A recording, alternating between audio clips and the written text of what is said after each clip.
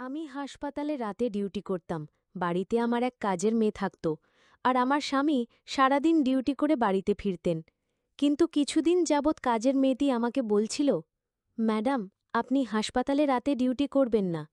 আমি যখন তাকে জিজ্ঞেস করতাম, কেন, কি হয়েছে, কাজের মেয়ে মারুফা বলতো, ম্যাডাম, আমি বলতে পারবো না, আপনাকে শুধু এইটুকু বলতে চাই, আপনি আপনার হাসপাতালে ডিউটি দিনে করিয়ে নেন।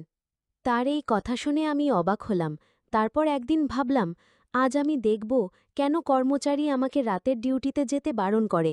তারপর সেদিন আমি বাড়িতেই লুকিয়েছিলাম। তারপর আমি যা দেখলাম তাতে তো বন্ধুরা, কয়েকদিন থেকে লক্ষ্য করছি যে কাজের মেয়েটি বারবার আমাকে কিছু বলতে চায়, কিন্তু কিছু না বলেই ফিরে যায়। সে হয়তো আমাকে কিছু বলতে চায়। ৪-৫ দিন এমন করতে দেখে একদিন আমি তাকে জিজ্ঞেস করলাম, মারুফা, সবকিছু ঠিক আছে তো? তুমি কি আমাকে কিছু বলতে চাও? আমি ভেবেছিলাম তার হয়তো টাকা পয়সার প্রয়োজন, কারণ অভাবী মানুষদের অনেক সময় অর্থের প্রয়োজন পড়ে, এটা স্বাভাবিক। তাই আমি তাকে জিজ্ঞেস করলাম, তোমার টাকার দরকার আছে নাকি? এ কথা শুনে মারুফা বলতে লাগল, না আপামনি, আমার টাকার দরকার নেই, বরং আমি আপনার সাথে অন্য কিছু নিয়ে কথা বলতে চাই। আমি তার মুখে দুশ্চিন্তার ছাপ পরিষ্কার দেখতে পাচ্ছিলাম। তাই আমি তাকে বললাম, মারুফা, তাড়াতাড়ি করে বলো, আমার হাসপাতালে যেতে দেরি হয়ে যাচ্ছে। মারুফা বলতে লাগল, আপামনি, আপনি রাতে হাসপাতালে ডিউটি করবেন না। আমি তার কথা শুনে হতবাক, আর কিছুটা রাগের সাথে ওর দিকে তাকিয়ে জিজ্ঞেস করলাম, মানে কি, রাতে আমি কেন হাসপাতালে ডিউটি করব না? রাতে তো হাসপাতালে রুগী থাকে, আর এটা আমার চাকরি।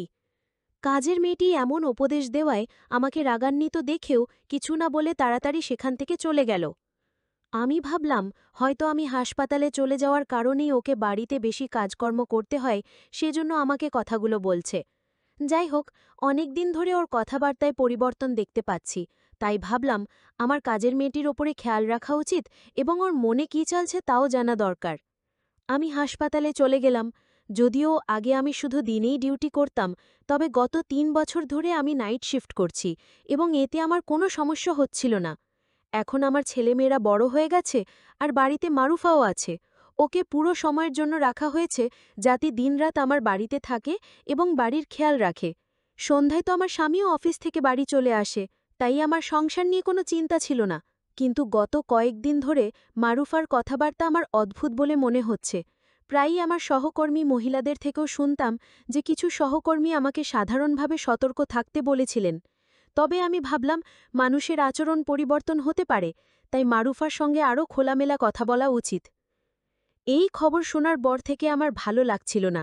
যদিও আমার স্বামীর প্রতি আমার পূর্ণ বিশ্বাস ছিল, আর কাজের মেয়েটির ওপরেও আমার বিশ্বাস ছিল, কারণ সে খুব ভদ্র আর সভ্য, কিন্তু আবার ভাবলাম কারো বদলে যেতে সময় লাগে না। তাই আমি কাজের মেয়ের ওপরে খেয়াল বা দেখাশোনা করার সিদ্ধান্ত নিলাম। আমি সকালে দেরিতে ঘুম থেকে উঠতাম, তাই আমার স্বামী মারুফার তৈরি নাশতা খেয়ে চলে যেত। এখন আমি ভাবছি আমার নিজের উঠে তার জন্য নাশতা বানানো উচিত, কিন্তু সারারাত হাসপাতালে ডিউটি করার পরে এমন ক্লান্ত হয়ে যেতাম যে ৫:৩০টায় বাড়িতে ফিরে গভীর ঘুমে তলিয়ে যেতাম, আর দুপুর ২টায় ওঠার পরে একবারে লাঞ্চ করে আমার প্রাইভেট ক্লিনিকে গিয়ে বসতাম। হাসপাতালের চাকরির পাশাপাশি আমি একটা প্রাইভেট ক্লিনিক খুলেছি, যেখানে আমি গরিব মানুষের চিকিৎসা বিনামূল্যে করি। ক্লিনিক থেকে আসার পরে সন্ধ্যায় চা খেয়ে হাসপাতালে যাই। মাঝে মাঝে আমার স্বামী আমার কাছে অভিযোগ করে বলতো, তুমি তোমার জীবনকে এতটা ব্যস্ত করে ফেলেছ যে আমাদের জন্য তোমার হাতে সময় নেই, তুমি বাড়িতে আমার ছেলে মেয়েদের সাথে সময় দাও না। আমার স্বামী খুব ভালো ছিল, আমি তাকে খুব তাড়াতাড়ি মানিয়ে নিতাম। এই রুটিনে চলছিল আমাদের জীবন। কিছুদিন ভালোই কেটে গেল, আমার চোখে তেমন কিছুই পড়ল না। তাই আমি কিছুটা নিশ্চিন্ত হলাম। কিন্তু একদিন মারুফা আবার আমার কাছে এসে বলল, আপামনি, আপনি আমার কথা শুনুন, আপনার ডিউটি দিনের বেলা করিয়ে নিন, তাহলে আপনার জন্যও ভালো হবে, আমার জন্যও ভালো হবে। এবারও খুব করুণ স্বরে এই কথাটা বলছিল, আর কথা শেষ করেই সেখান থেকে চলে গেল। ওর কথা শুনে আমি হতবাক হয়ে থেকে গেলাম। আমার ভালো হবে মানে তো? এই সব ভেবে আমার খুব ভয় লাগল। আমার হাসপাতালের ডিউটি দিনের বেলায় করতে কেন বলছে? আমি তো সেটা বুঝতে পারছি না। কিন্তু তারপর আবার ভাবলাম, না, এটা সম্ভব না। ও নিশ্চয়ই এমনিই এই কথা বলেছে। কিন্তু তারপরও আমি জানতে চাই, আমার হাসপাতালে রাতে ডিউটি না করে কেন সে দিনের বেলার কথা বলছে? ও কি বাড়িতে ভয় পায় নাকি? আমাকে কেন দিনের বেলায় হাসপাতালে ডিউটি করতে বলে? সেটা আমাকে জানতে হবে। আমি একজন ডাক্তার। আমি সারা জীবন সততার সাথে মানুষের সেবার কাজ করেছি এবং কখনো কারোর কাছ থেকে কোনো অনুগ্রহ বা দয়া নেইনি। হাসপাতালের কমিটি আমাকে যে দায়িত্ব দিয়েছে তা আমি সানন্দে গ্রহণ করেছি এবং পূর্ণ সততার সাথে পালন করেছি। এখন আমি রাতের শিফটের কথা বলেছিলাম যে আমি হাসপাতালে রাতে ডিউটি করব। এতে আমার কোনো সমস্যা নেই। এখন আমি হঠাৎ করে হাসপাতালে রাতের ডিউটি ছেড়ে যেতেও পারবো না। তাহলে আমার নামে বদনাম হয়ে যাবে। এত বছর ধরে আমি হাসপাতালে পরিশ্রম করেছি, কিন্তু কখনো কথার খেলাপ করিনি। পুরো স্টাফদের আমার উপরে অনেক বিশ্বাস ছিল। কিন্তু এভাবে আমি আমার সংসার নষ্ট করতে চাই না। তাই ভাবলাম কিছু একটা করা দরকার। মারুফা গত 1 বছর ধরে আমার বাড়িতে কাজের মেয়ে হিসেবে দায়িত্ব পালন করছে। এতদিন ওর বিরুদ্ধে বা আমার বিরুদ্ধে কোনো অভিযোগ ছিল না। একজন বিধবা যার সন্তান আছে এবং তাদের ভরণপোষণের জন্য আমার বাড়িতে কাজকর্ম করত। চাকরির প্রথম দিনই আমি ওকে বলেছিলাম, তোমাকে এখানে ২৪ ঘন্টা বাড়িতে কাজকর্ম করতে হবে। ওর সন্তানদের নিয়ে ওর কোনো চিন্তা ছিল না, কারণ ওর সন্তানদের দেখাশোনা করার জন্য ওর বাবা মা ছিলেন এবং তারা গ্রামে থাকতেন। ও একাই আমাদের বাড়িতে থাকত। যা বেতন পেত তা ওর বাবা মায়ের কাছে পাঠিয়ে দিত। যদিও আমি ওকে অনেকবার বলেছিলাম, তুমি চাইলে তোমার সন্তানদের এখানে নিয়ে আসতে পারো। তুমি যেখানেই থাকো তোমার সন্তানেরাও সেখানেই থাকবে। কিন্তু না জানি কেন ও রাজি ছিল না। ও আমাদের বাড়িতে ভালোভাবে কাজকর্ম করত। আজ পর্যন্ত কখনো কারোর বিরুদ্ধে অভিযোগ করেনি। কিন্তু এখন গত কয়েকদিন ধরে খেয়াল করছি ওর কথাবার্তা অদ্ভুত হয়ে গেছে। প্রতিবারই ও আমাকে একই কথা বলতে থাকল, আপামনি, দিনের বেলা আপনার ডিউটি করিয়ে নিন আর রাতে বাড়িতে থাকুন। আমি বুঝতেই পারতাম না যে রাতের বেলা বাড়িতে কি এমন হয় যার কারণে ও এত ঘাবড়ে যায়। আমি কাজের মেয়েটিকে বললাম, তুমি কি রাতে ভূতের ভয় পাও? তখন সে বলতো, আপামনি, আপনি বাড়িতে থাকলেই বুঝতে পারবেন। এবং আমাকে এই কথা বলে সে চলে গেল। একদিন আমি ডিউটিতে ছিলাম। এমন সময় একজন নার্স আমার কাছে এসে বলল, অনেক দূর থেকে একজন মহিলা আপনার সাথে দেখা করতে এসেছেন। আমি জিজ্ঞাসা করলাম, সে কি রোগী? কারণ এই সময় আমি হাসপাতালের ডিউটিতে ছিলাম। তখন সে বলল, না, তিনি আপনার কোনো আত্মীয় বলছেন। আমি ভাবলাম, এই সময় আমার কোন আত্মীয় আমার সাথে দেখা করতে হাসপাতালে আসতে পারে? ভাবতে ভাবতে বেরোলাম। বাইরে গিয়ে দেখি একজন অচেনা মহিলা দাঁড়িয়ে আছে। আমি বিরক্তির সাথে তার দিকে তাকিয়ে জিজ্ঞাসা করলাম, কে আপনি? আমার সাথে দেখা করতে চাইছেন কেন? সে বলল, তুমি কি ডক্টর সুবর্ণা? আমি বললাম, হ্যাঁ, আমি ডক্টর সুবর্ণা। আমার কথা শুনে সে হঠাৎ মোবাইল বের করে আমার দিকে তাকালো, যেন ছবি তুলতে চায়। তারপর দ্রুত সেখান থেকে চলে গেল। আমি কয়েক সেকেন্ডের জন্য বুঝতে পারিনি যে ব্যাপারটা কি হলো, এবং যখন বুঝতে পারলাম তখন সে আমার থেকে অনেক দূরে পালিয়ে গেছে। আমি তার পিছনে জোরে দৌড়ালাম, যাতে তাকে জিজ্ঞেস করতে পারি কেন সে আমার ছবি তুলছে এবং সে কে। কিন্তু সে খুব জোরে ছুটতে ছুটতে অনেক দূরে চলে গেল, আমার নাগালের বাইরে চলে গেল। আমি ফিরে এসে ভাবতে লাগলাম, হে ভগবান, কি হচ্ছে? কে এই মহিলা? আর কেন সে এখন এসেছিল? আমার কিছু একটা গণ্ডগোল মনে হচ্ছে, যেন বিপদ আসতে চলেছে। আমার মন বারবার বলছিল, কোনো বিপদ কি সামনে আসছে নাকি? আমি এটা জানতাম যে আমার ফ্যামিলি ঠিক আছে, কারণ রাতের ডিউটি করে খুব ক্লান্ত হয়ে যেতাম আর সকালে দেরিতে ঘুম থেকে উঠতাম। আমি যখন ঘুম থেকে উঠি ততক্ষণে আমার স্বামী অফিসে চলে যায়, আর রাতে যখন আমি ডিউটিতে যাই তারও পরে সে অফিস থেকে আসে। অদ্ভুত জীবন হয়ে গেছে আমাদের। অনেকদিন ধরে আমার স্বামীর সাথে আমার কথা হচ্ছিল না, তাই আমি মোবাইল বের করে আমার স্বামীকে কল করলাম। ভাবলাম অন্তত ফোনে কথা বলি, কিন্তু সে আমার ফোন ধরল না। এরপর আমি তার অফিসের নাম্বারে কল করি। তার সেক্রেটারি ফোন ধরে আমাকে বলল যে তিনি গত কয়েকদিন ধরে অফিসে আসছেন না। সেক্রেটারির কথা শুনে আমি হতভম্ব হয়ে গেলাম। আমার স্বামী যে অফিসে যাচ্ছে না এই বিষয়ে আমার কোনো ধারণা ছিল না, কিন্তু আশ্চর্যের বিষয় হল সে প্রতিদিন অফিসের জন্য বাড়ি থেকে বের হতো। তাহলে সে অফিসের নাম বলে কোথায় যাচ্ছিল? পরের দিন ছুটি নেয়ার কথা ভাবলাম। আমি যখন বাড়িতে এই কথাটা জানালাম তখন সবাই খুব হাসি খুশি ছিল, বিশেষ করে কাজের মেয়ে মারুফা। রাতের খাবার খেয়ে বাইরে হাঁটতে বের হয়ে দেখলাম মারুফা কারুর সাথে ফোনে কথা বলছে, আর সে কাউকে বলছে, আপামনি আজকে বাড়িতেই আছেন, আজকে আমার কপাল ভালো। আমি যখন তার কাছে গেলাম সে হঠাৎ ঘাবড়ে গিয়ে ফোন কেটে দিল। আমি যখন তাকে জিজ্ঞেস করলাম, কার সাথে কথা বলছো? সে বলল, কারুর সাথে নয়, শুধু মাকে ফোন করেছিলাম সন্তানের খবর নেয়ার জন্য। এই কথা শুনে মারুফার প্রতি আমার সন্দেহ বেড়ে গেল। হয়তো সে কোনো গণ্ডগোল পাকাচ্ছে অথবা আমার কাছ থেকে বড় কিছু একটা লুকোচ্ছে। ভাবলাম আজকে বাড়িতে থেকে দেখব এখানে কি এমন হয়। কিন্তু সেদিন আমার চোখে কিছুই পড়ল না। সবাই শুয়ে পড়ল। কতদিন হয়ে গেল আমরা একসাথে সবাই বাড়িতে থাকার সুযোগ পাই না। আমার স্বামী বলছিল, তুমি অনেক ভালো করেছো ছুটি নিয়ে। আমি সন্দেহের চোখে তার দিকে দেখছিলাম আর ভাবছিলাম, আমি আজ বাড়িতে থাকার কারণে সবার মন ভালো হয়ে গেল। আমার একটা মেয়ে এবং এক ছেলে আছে। মেয়েটা কলেজে পড়ে আর ছেলেটা ছোট, সে স্কুলে পড়ে। বাড়িতে আমরা একজনই ছিলাম, তাই আমার ধারণা ছিল বাড়িতে কাজকর্ম করার জন্য শুধু একটা কাজের মেয়ে যথেষ্ট। তাই মারুফা ছাড়া আর কাউকে বাড়ির কাজে নেয়ার কথা ভাবিওনি। আমি এক দুবার পরিবারের সদস্যদের জন্য বাড়িতে আরও একজন কাজের মেয়ে নেয়ার কথা বলেছিলাম। তখন সবাই মারুফার অনেক প্রশংসা করে বলতো যে ও একা থাকলেও আমাদের কোনো সমস্যা হয় না, তাহলে তোমার অন্য কাজের মেয়ে নেওয়ার কি দরকার। কিন্তু গত কয়েকদিন ধরে আমি লক্ষ্য করছি যে মারুফা আর আমার মেয়ে তোমা একে অপরের সাথে খুব গল্প করতে শুরু করেছে। তমা সারাক্ষণ মারুফার আশেপাশেই থাকত। মারুফা আমার মেয়ে তোমাকে অনেক খেয়াল রাখত। এটা দেখে আমার খুব ভালো লাগতো, কিন্তু খুব অদ্ভুত লাগতো যে কেন তমা মারুফাকে এত ভালোবাসতে শুরু করল। সেদিন আমি সারা দিন এবং সারা রাত বাড়িতে থেকে দেখেছি। এমনকি হাসপাতালেও যায়নি এবং ক্লিনিকেও বসেনি। কিন্তু তমা আর মারুফা তারা অনেক গল্প করত এবং তাদেরকে দেখে মনে হতো তারা দুজন দুজনের কত আপন। কিন্তু একটা বিষয় লক্ষণীয়, আমার মেয়ে তমা আগে মারুফাকে তেমন একটা পছন্দ করত না। হয়তো আমি বাড়িতে থাকি না, শুধু ও বাড়িতে থাকে, তাই তমা মারুফার সাথেই গল্প করে সময় কাটায়। এখন আমার মনের ভেতরে ভেতরে রাগ হচ্ছিল, মারুফার এই নাটক কবেই শেষ হবে কে জানে। আমি আমার রুটিন অনুযায়ী পরের দিন আবার হাসপাতালে রাতের ডিউটি শুরু করলাম। দুদিন পরেই আমি খুব তাড়াতাড়ি ঘুম থেকে উঠলাম, কারণ সন্ধ্যায় আমার এক বন্ধুর জন্মদিনের অনুষ্ঠানে যেতে হবে। তাই তার জন্য একটা উপহার নেওয়ার কথা ভেবে বাজারে গেলাম। সেখানে আমাকে এক জায়গায় দাঁড়াতে হয়েছিল, কিন্তু আমি সামনে তাকিয়ে দেখলাম আমার স্বামী হাসপাতালের ভেতরে যাচ্ছিল। কেন হাসপাতালে যাচ্ছিল? ও তো একেবারে সুস্থ। ঠিক আছে, ওর তো কোনো সমস্যাই নেই।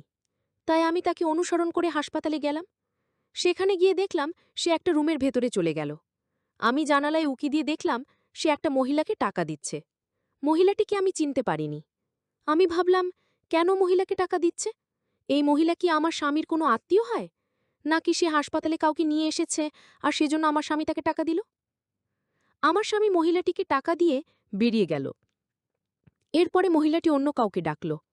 কিছুক্ষণ পরে যে মহিলাটি ঘরে এলো, তাকে দেখে আমি চোখের পলক ফেলতেই ভুলে গেলাম, কেননা সেই মহিলাটি আর কেউ নয়, আমার কাজের মেয়ে মারুফা।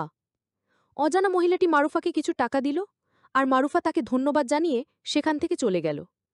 আমি বুঝতে পারছি না কি হচ্ছে। আমার স্বামী প্রথমে এক অজানা মহিলাকে টাকা দিল, তারপরে সেই অজানা মহিলাটি আমার স্বামীর দেওয়া টাকা থেকে কিছু টাকা মারুফাকে দিল।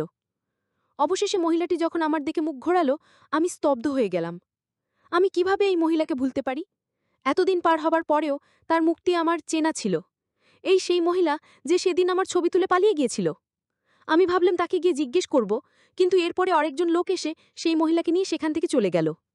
আমার মনে অনেক সন্দেহ হলো, তাই আমি সিদ্ধান্ত নিলাম যে এই রহস্য আমাকে খুঁজে বের করতে হবে।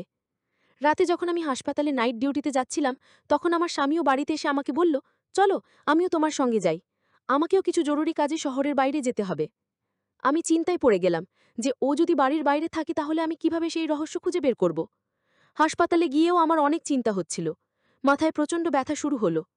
সার্জেন্ট ডাক্তার রাউন্ডে এসে আমার অবস্থা দেখে বললেন, আমার মনে হয় না তুমি হাসপাতালে রাতের ডিউটি করতে পারবে, তোমার বাড়িতে ফিরে যাওয়া উচিত। আমার এমন প্রচণ্ড মাথা ব্যথা ছিল যে আমারও মনে হচ্ছিল আমি এখানে আর থাকতে পারবো না। আমি আমার জায়গায় অন্য এক ডাক্তারকে ডিউটি দিয়ে এবং বাড়িতে না জানিয়ে চলে এলাম। এর আগে হঠাৎ করে কখনো বাড়িতে আসিনি। দরজা বন্ধ ছিল। ভাবলাম ওদের ঘুম থেকে ওঠানোর চেয়ে চাবি দিয়ে ঘরের দরজা খুললেই ভালো হবে। দরজা খুলে ভেতরে ঢুকতেই বুঝলাম আমার স্বামী হয়তো এখনো বাড়িতে ফেরেনি, কারণ তার গাড়ি ছিল না। আমি আমার রুমের দিকে যেতে শুরু করেছিলাম। আমি আমার ঘরের দিকে এগোতেই পাশের ঘর, অর্থাৎ আমার মেয়ে তমার ঘর থেকে চাপা একটা অস্বাভাবিক শব্দ কানে এলো। আমার মনের ভেতরটা ধক করে উঠল। এত রাতে তমার ঘর থেকে এমন শব্দ কেন আসবে? আমি দ্রুত পায়ে তমার ঘরের সামনে দাঁড়ালাম। দরজাটা সামান্য ভেজানো ছিল। আমি সন্তর্পণে দরজার ফাঁক দিয়ে ভেতরে তাকালাম, আর যা দেখলাম তাতে আমার পায়ের তলা মাটি সরে গেল। তমা অস্থিরভাবে বসেছিল, যেন কিছু একটা থেকে মুক্তি পেতে চাইছে। তার চোখের দুটো লাল, মুখ দিয়ে সে অসংলগ্নভাবে কথা বলছিল, মানসিকভাবে বিচলিতা মনে হচ্ছিল। আর মারুফা, আমার কাজের মেয়ে মারুফা, তাকে শক্ত করে ধরে শান্ত করার চেষ্টা করছে। মারুফার চোখে মুখে রাজ্যের ভয় আর অসহায়ত্ব। সে বারবার বলছিল, তমামণি, শান্ত হও, আপামনি কিছুক্ষণের মধ্যেই এসে পড়বেন, সব ঠিক হয়ে যাবে। ঠিক তখনই সদর দরজা খোলার শব্দ হল। আমার স্বামী দ্রুত পায়ে ভেতরে ঢুকল। তার হাতে একটা ওষুধের প্যাকেট। সে সরাসরি তোমার ঘরের দিকে ছুটে এলো, আর আমাকে দরজায় দাঁড়ানো দেখে ভীষণভাবে চমকে উঠল। তার মুখটা ফ্যাকাশে হয়ে গেল। সে কিছু বলার আগেই আমি ঘরে ঢুকে পড়লাম।